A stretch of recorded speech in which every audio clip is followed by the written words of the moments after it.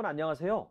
오늘은 여러분들과 함께 2023년도 경제와 금융과 관련된 제도가 무엇이 바뀌는지에 대해서 여러분들과 같이 이야기를 나눠보도록 하겠습니다. 가장 첫 번째로 연금저축과 IRP의 세액공제가 확대된다는 부분이 2024년도 경제금융의 첫 번째 테마입니다. 2023년도 연금계좌 세액공제 한도는요, 종전에는 연령 등 굉장히 복잡한 기준을 적용을 했었죠. 그런데 지금은 소득 한 가지로만 단일화했습니다. 두 번째는요, 200만 원을 세액공제 한도를 좀 상향했다는 데 있습니다. 그래서 종전에는 700만 원에서 900만 원으로 200만 원을 상향했다는 겁니다. 그래서 급여소득자하고 자영업자분들이 좀 다르신데요. 급여소득자의 총 급여액은요, 5,500만 원 이하이신 분하고 이상인 분들의 세액공제율이 좀 다르고요. 자영업자이신 분들의 종합소득 금액은 4,500만 원이 이상이신 분과 이하이신 분이 좀 다르다. 그래서 도표를 통해서 여러분들 세액공제를 잘 받아보시기를 바라겠습니다. 연 900만 원 납입을 했을 경우에 최대 세액공제를 받으실 수 있는 5,500만 원 이하이신 분들 같은 경우에는요, 최대 148만 5천 원 가까이가 세액공제를 받으실 수 있으므로 굉장히 큰 혜택이 돌아갈 것으로 봅니다. 그래서 연금저축 월 50만 원 정도 납입을 하시고요.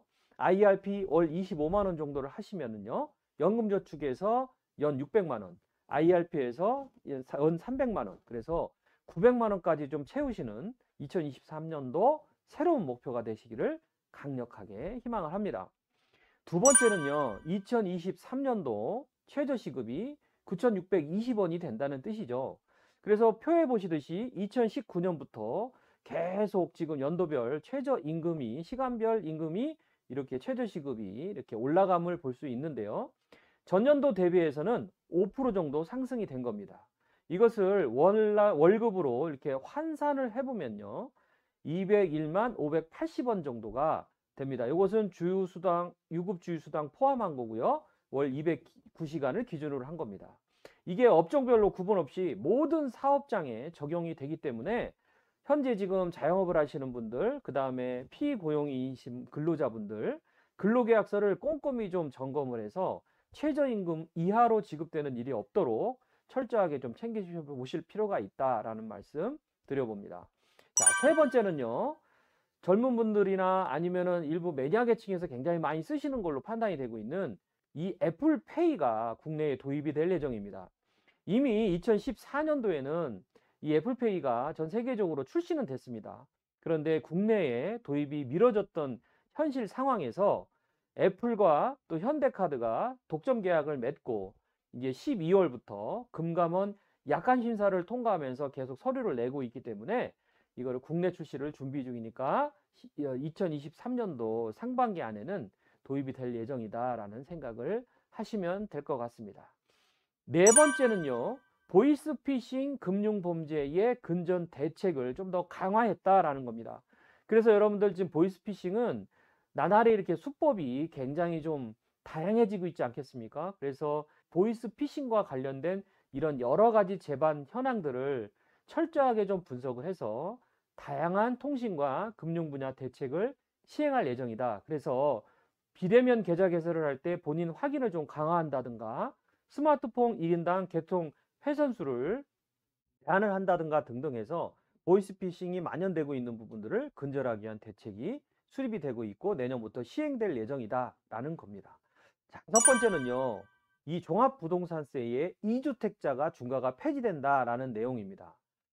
좀 살펴보면요, 종전에는요, 최대 6%까지 부과가 됐었습니다. 2주택자 대상 종부세가. 그런데 이 종부세율이 그래서 1.2%부터 시작해서 6%까지 이렇게 좀 적용이 중과세율로 됐었는데요. 이게 일반 세율로 좀 줄어듭니다. 그래서 0.5서부터 2.7%까지 적용이 되기 때문에 내년부터 이제 종합부동산세 내실 때는 굉장히 조금 약간 절세할 수 있는 방안이 좀 마련이 됐고요.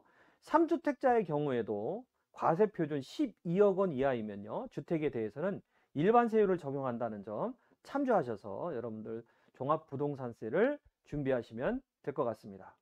여섯 번째는요, 증여 취득세 과세 기준이 변경이 된다라는 겁니다. 증여를 원인으로 해서 한 부동산의 취득세 계산을 할 때 과세 표준이 2023년도부터 변경이 된다라는 얘기입니다. 지금 여러분들 화면에 보시듯이 시가 표준액과 시가 인정액이라고 이렇게 구분이 되어 있는데요.